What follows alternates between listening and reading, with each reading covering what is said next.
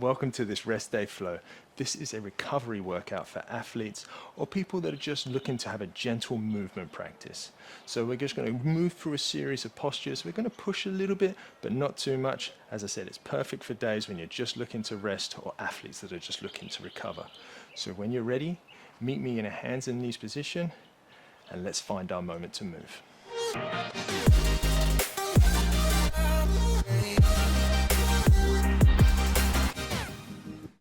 So from our hands and knees position, we're going to bring the feet together at the back, untuck the toes, and we're just going to push our hips down towards our heels, and we're going to walk our hands forward, coming into a child's pose.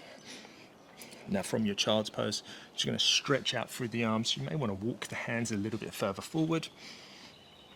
And then we're going to gaze forward, and we're going to bring our chest, so we're going to stick our bums up to the air, we're going to arch our back, and we're going to bring our chest forward and through. And then we're going to push into our hands, untuck the toes, engagement of the glutes, and then pull the shoulder blades onto the back for a cobra pose. And then from there, we're going to tuck the chin to the chest, push into the hands, start doming the upper back, and round the back, and pushing the hips down to the heels, coming back into that child's pose. And again, you can just relax into this position, have a few breaths. And then we might be able to walk the hands a little bit further away. And then from there, again, we're maybe going to put our forearms down, bring the chest to the ground, and bring it all the way through, arching the lower back, sticking the bum up into the air, and coming into your cobra pose. Untuck the toes, squeeze the glutes, pull the shoulder blades onto the back. So activating our back muscles. Then we can tuck the chin to the chest, push into the hands, doming, rounding, and sending the hips all the way down to the heels. There's a nice variation of the cat-cow position as well, and you can use this to stretch out the wrists and move them in different directions as well. Bring the chest through and bring the chest up into your cobra pose. You can have a bend, but just make sure the elbows are tucked into the side body. Pull the shoulder blades down the back. Push into the ground, doming and rounding, and sending them all the way down to the heels. We'll go for 2 more rounds of that. Maybe move a little bit quicker, so on your inhale, come through. Exhale, push up. You might want to start bringing the hips off the mat. You can come up onto the toes for a bit more of an up dog position. Dome the upper back, push into the ground, chin to chest, lower the knees down to the ground if they're hovering, and rounding the back and send it all the way down. And inhale, come all the way forward and through. And again, you can take your cobra pose, where you can start to push a little bit more, decompressing the shoulders, coming up onto the toes or even onto the tops of the feet on this final round. It's perfectly fine. Tuck that chin to the chest, and then we're going to push back, and then we're going to come down onto our knees. And then from this position, just take a few rocks forward and backward just to open up the wrists a little bit more.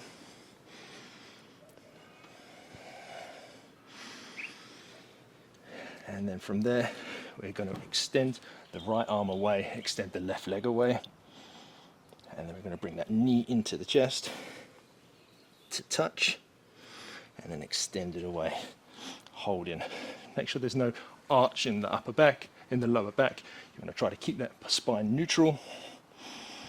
I'm just going to balance out that spine, work the core, bring the navel to the spine, and that knee to elbow, and extend away. That's 2,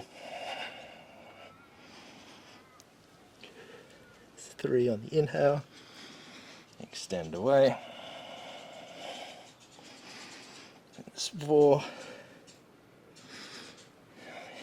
extend away, and 5.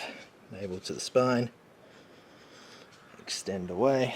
Place that right hand down, and then from there we're going to bring that knee up into the chest and step it between the hands and push the hips up, stack the hips over the torso, and we're going to come into a low lunge. Now you can have your hands wherever you want them. You can have them up high, down by the side, but you want to drive that right hip forward so you feel a nice stretch through the quad. And we're just opening up that hip flexor on the left side. You can take a few little bounces, squeezing that glute on the right hand side. And then from there, we're going to push into that back leg, open it up, and then we're going to pivot towards the back of the mat. And we're going to take a high side squat, pushing into the outside edge of your foot. And then from there, we're going to pivot the toes again to face forward and lower back down. So here we're opening up that right hip and we're stretching into the legs and giving them a little bit of strength work as well. So from here, we'll take 5 of those, pivot into the outside edge of the right foot, coming into that high squat, and then pivoting back round. There's 2.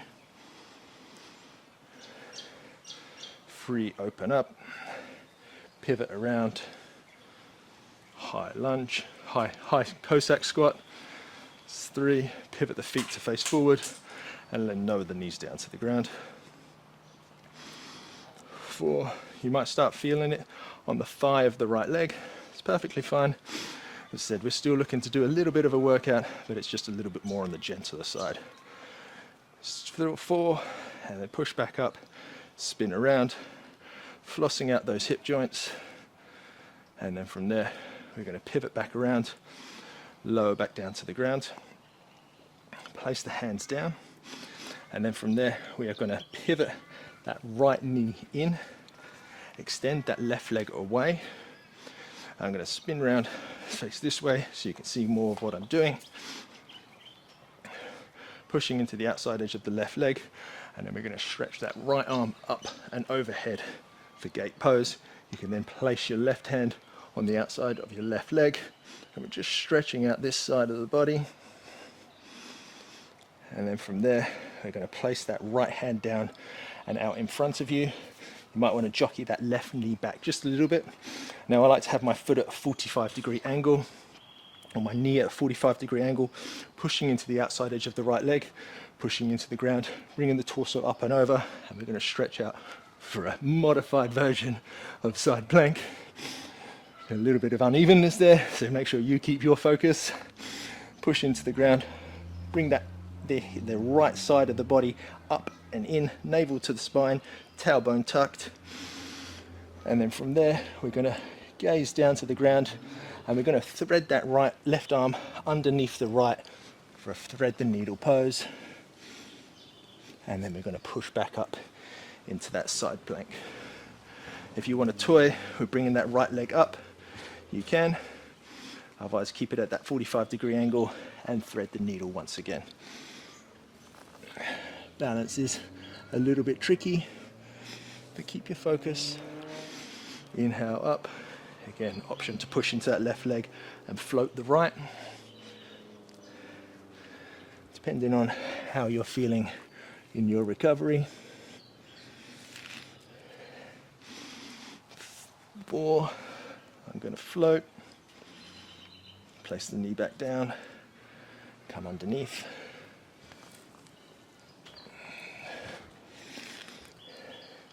Open back up.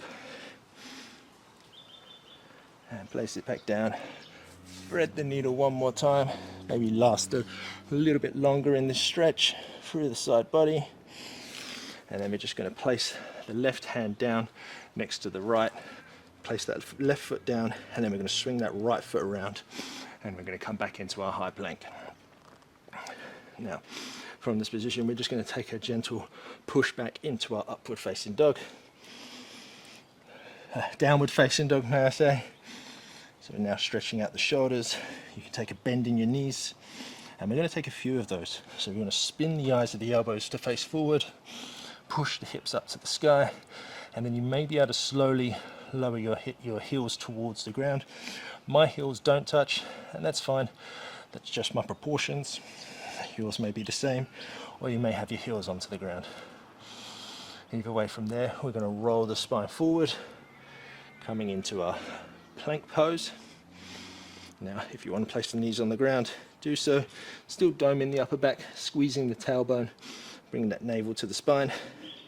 And we're just going to work on the shoulders the core and our arm strength. So hold the plank briefly and then push back into your downward facing dog. Stretch through the shoulders. Roll forward into high plank. Hold that position. I just noticed I've got a little visitor fly off the plant next to me. Nice leaf. And push the hips back. Bit of a trivia for you there. You can guess what this artificial plant is.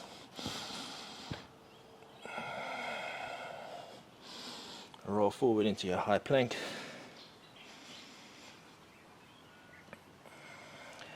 And then push back.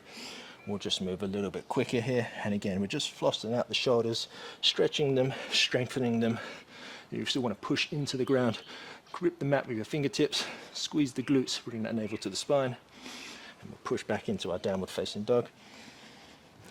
And this time as we come forward, we're going to bend the knees, coming into a hovering tabletop. And again, well, not again, but for the first time, what we're going to do here is we're going to take off our left foot and our right and our listen, I'll say it again. The left foot is going to come in and under, and we're going to take some under switches, and from there, so we're just going to pivot onto the inside edge of my right foot, take the right hand off, and then bring the left foot through, right hand behind, place them down together at the same time.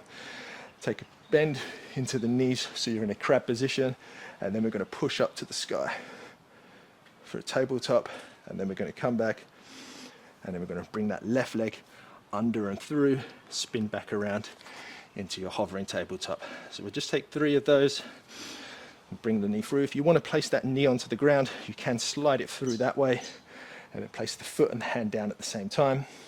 Push the hips up into reverse tabletop, strengthening the back line of your body, squeezing the glutes, lower the hips down into that crab position, and then bring that left leg under and through to your hovering tabletop.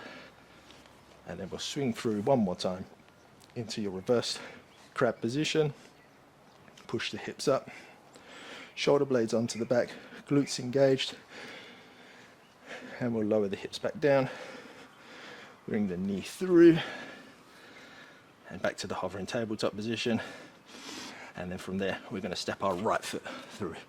So here we are in our low lunge position, and we'll start from this place and work through the same motion. So from your low lunge position, take where your hands need to be or where you'd like them to be. And we're going to push into that back leg, hover and float that left knee up, open up the hip, pivot to the outside edge of the right foot, and we're going to take a high version of the lunge, stretching out all through here on the inside line of the leg, the groin area, and then we're going to come back, pivot the toes around, and lower back down. So we're strengthening the legs and opening them up at the same time. Strength and mobility, all compacted into an easy movement. High version of a side lunge. Brief pause, pivot back around, and lower back down. That's 2. Opening up. 3. Pivot back around. Opening back up. 4. Pivot back around. Last one, lower down. Pivot back around, opening up. And I said the left thigh might be talking to you, but that's fine. Pivot back around, lower back down. Now, I nearly forgot the movement. From here, we're going to bring our right knee back into that tabletop position, and we're going to extend our left arm and right leg away. Coming into our bird dog. Nearly forgot it. Just remembered as I was going through on rep 2, I believe. And then we're going to bring that left elbow and right knee to touch and extend them away from each other. Try to keep a tuck in the tailbone gently, so you don't want to be flaring that bum up to the sky. And there's 2. Extend away. So the sequence is going to be a little bit different on this side. 3. Extend away.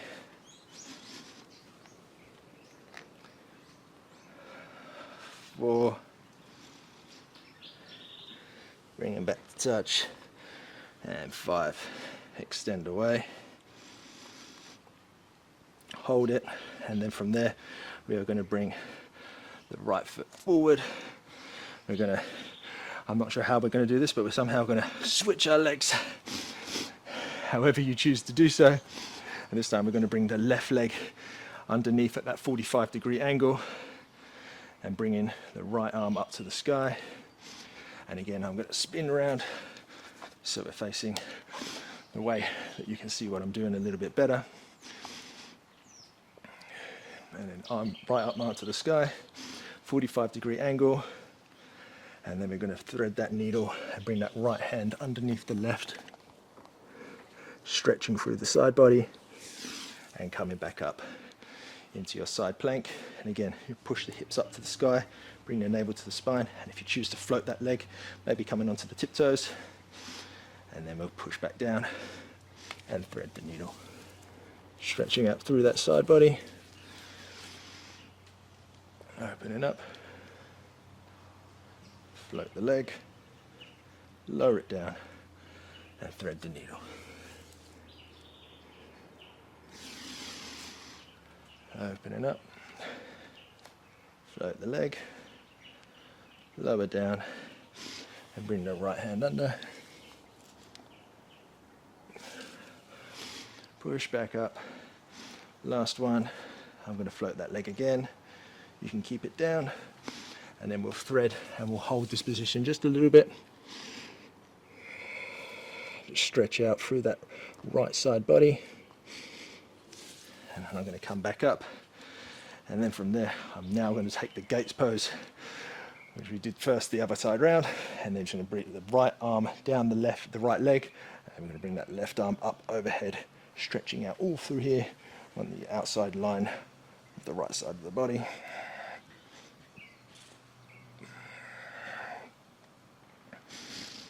And then we're going to place the hands down, step back into your plank pose. And we'll take a few of those plank to downward facing dogs just to work the shoulders and floss out that shoulder joint. So push the hips up and back. Coming into your downward facing dog.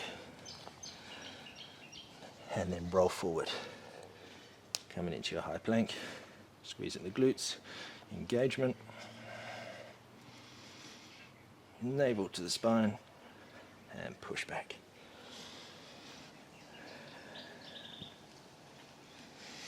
Roll forward.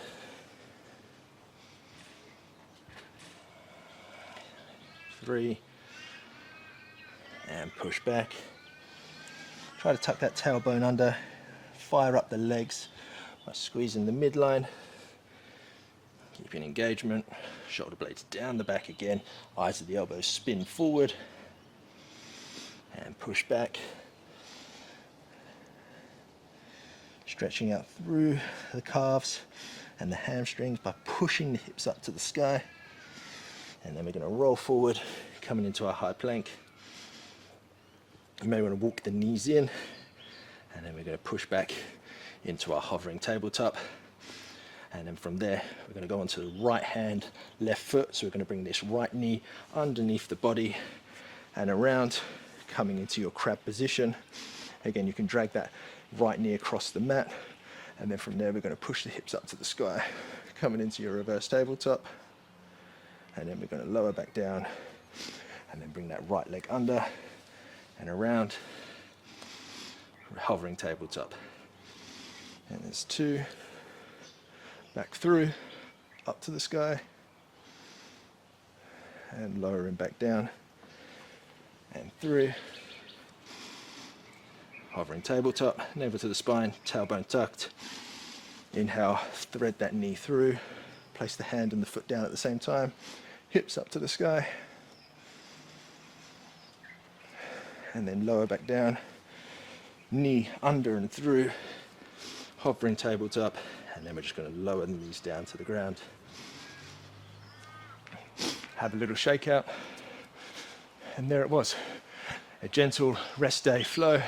Great for athletes or looking for those recovery day workouts. So There are workouts on the channel. I'm going to put a recommended video probably about here, and there's also playlists to attend to up here. So check them out. Check out the channel. Plenty of workouts, plenty of rest day flows, and beginner series as well. So we have quite a bit covered, and I'd just like to say, if you've enjoyed the video, please like, share, and feel free to subscribe to the channel. Your support is greatly appreciated. And other than that, I'd like to say thank you for joining me at A Moment to Move, and I'll catch you on the next one.